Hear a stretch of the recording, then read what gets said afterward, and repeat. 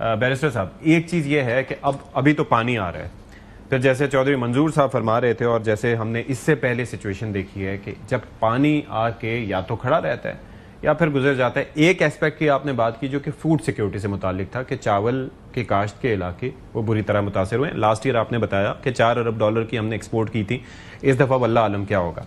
दूसरा है कि पानी अगर खड़ा रहा तो उसके बाद जो है वो आपको पता है कि एक एलिमेंट होता है अमराज का फैलना, फिर तरह तरह के मसाइल, हशरातुल अर्ज़, और फिर वहाँ वो एक अलग मसाइल होते हैं। आपको लगता है कि वो मैनेज हो पाएगा? वज़ीर आज़म साहब ने तो अपील की है आलमी बिरादरी से, देखिए क्या होगा? आलमी बिरादरी से अपील भी करते हैं, हमेशा प्लेजेस भी आ जाती हैं। मसला क्या है, हमारे एंड पे मसला है, हम कभी भी फीजिबल वर्केबल प्रोजेक्ट्स दे ही नहीं पाते जिनकी फंडिंग आ सके। फीजिबल वर्केबल प्रोजेक्ट्स, देखें आपने साबका फ्लड्स पे देखें कितनी आई हैं, आपकी जो है ना बिलियंस ऑफ डॉलर्स में प्लेजेस थे, मगर आया कितना पैसा किसी को कोई पता नहीं है। बात है कि एक फ्रेमवर्क बनाएं, आपने प्रायोरिटी सेट करनी पड़ेगी। देखिए ये मसला खाली हम कहें ना हमारा हुआ है, इंडिया का भी इसी तरह नुकसान हुआ है। Both side of the borders पे सोचने की ज़रूरत है, अपनी प्रायोरिटीज़ ठीक करने की ज़रूरत है कि देखें कि अवाम अगर सुखी होंगी तो मुल्क चलेगा ना। अवाम अगर आप समझें कि ये 2 दिन का फ्लड गुजर गया और अवाम पैसिफाई रहेंगी, अवाम नहीं पैसिफाई रहेंगी। देखिए एक मेजर 2022 और हमारे इस वक्त के फ्लड में फ़र्क क्या था कि देखें उस वक्त यूएसएड भी काम कर रहा था, $200 मिलियन की उस वक्त की उनकी कैश इंजेक्शन थी, उन्होंने मेडिसिन की इस बार नहीं होगी आपको लगता है? इस वक्त कौन से इदारे मौजूद हैं? देखिए हमने अभी तक किसी को पहुंचा ही नहीं। हमारा फोकस क्या है कि हम रावी पे इस वक्त फोटो शूट कर रहे हैं। देखिए बोट्स के फोटो शूट से फायदा नहीं होगा, इस वक्त प्रैक्टिकली लोगों के लिए करना है।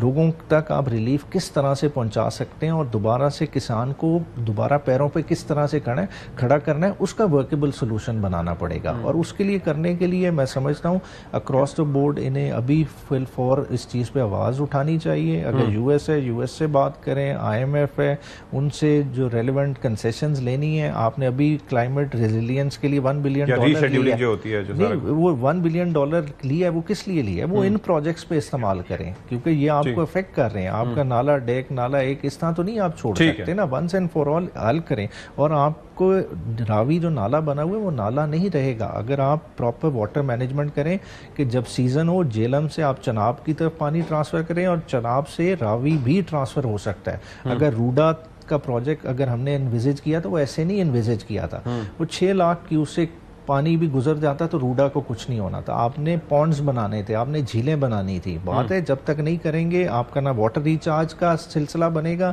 ना 1.5 करोड़ की आबादी को आप इस तरह डिक्लाइनिंग वाटर टेबल के साथ सस्टेन कर सकते हैं। डॉक्टर ज़ैनब, ये जरा फरमाइए, आपकी वही बात आपने छोड़ी थी, आपने कई प्रोजेक्ट्स की बात की कि इस तरीके से ये चीज़ें मैनेज हो सकती हैं, लेकिन हमारे जो मुआशी मसाइल हैं और जो हमारी हुदूद और क़यूद हैं और जो ज़ाहिर है कि बैरूनी इमदाद के ज़ाहिर है कि हम ख्वाहिश तो कर सकते हैं लेकिन किस हद तक आती है ये भी अपनी जगह है।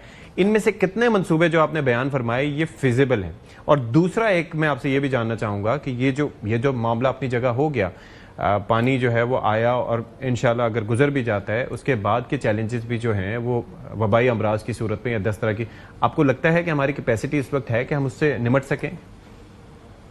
अगर पाकिस्तान क्लाइमेट चेंज एक्ट के तहत अपना domestic climate change fund establish कर लिया होता तो हमें ये इमरजेंसी फंड और ये बाहर से अपील करने की जरूरत ही नहीं पड़ती। ये हमारे एक्ट में मौजूद है और डोमेस्टिक फाइनेंस आपके पास अच्छे खासे रिसोर्सेज है। हमने 2022 के सैलाब में ये तखमीना लगाया एसडीपीआई में हम लोगों ने कि तकरीबन 200 billion PKR fund domestically generate हुआ था जब बाहर से कोई इमदाद नहीं आई। 200 बिलियन जी बिल्कुल हमारी कैपेसिटी है और जितने मैंने मंसूबे बताए हैं ये सारे फीजिबल हैं, आपको बाहर से लेना भी कुछ नहीं पड़ेगा। और जो प्लेजेस हुए थे मैं ये भी बता दूं, अभी मेहमान बात कर रहे थे 10 बिलियन में से हमें अभी तक 2025 जून का डेटा है, सिर्फ 24% मिला है, प्लेजेस पूरे नहीं हुए।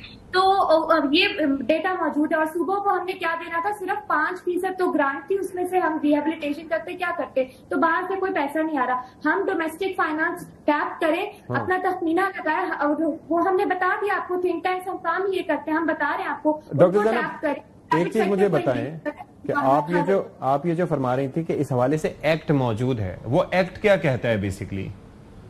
पाकिस्तान क्लाइमेट चेंज एक्ट ये कहता है कि हमें अपना क्लाइमेट चेंज फंड एस्टैब्लिश करना है, जिसमें हमें डोमेस्टिक रिसोर्सेज को टैप करना है, और ये हमने अभी तक एस्टैब्लिश नहीं किया। तो देखिए, आपकी पॉलिसी एक्ट सब मौजूद है, उसी को लागू करना शुरू करते हैं, हमारे आधे से ज्यादा मसाइल हल हो जाते हैं। ये सारे प्रोजेक्ट्स फीजिबल है, अडेप्टेशन कहते हैं इसको, ये डिस्ट्रिक्ट लेवल से शुरू करें, आपका मसला हल हो जाता है। कम्युनिटी विजडम एंगेज करें, आपको अर्ली वार्निंग सिस्टम में कोई मसला नहीं आएगा, इन्वेस्टमेंट खुद ही आएंगी। और सबसे अहम बात, जब आपने बाहर से इन्वेस्टमेंट अट्रैक्ट करनी होती है ना, तो बैंकेबल प्रोजेक्ट बनाते हैं। वो कैसे बनाते हैं? प्राइवेट सेक्टर को एंगेज करते हैं, लोकल फाइनेंशियल इंस्टीट्यूशन को एंगेज करते हैं, और अगलों को बताते हैं ये डेटा है और हमें ये आने वाले 10 सालों में करना है, तो आपको इन्वेस्टमेंट्स भी आ जाती है। ये कोई हार्ड एंड फास्ट रूल नहीं है, सिर्फ कुछ थोड़ी सी हमें टेक्निकल सेंस यूज करनी है और हमारे मसले हल हो सकते हैं। ठीक है।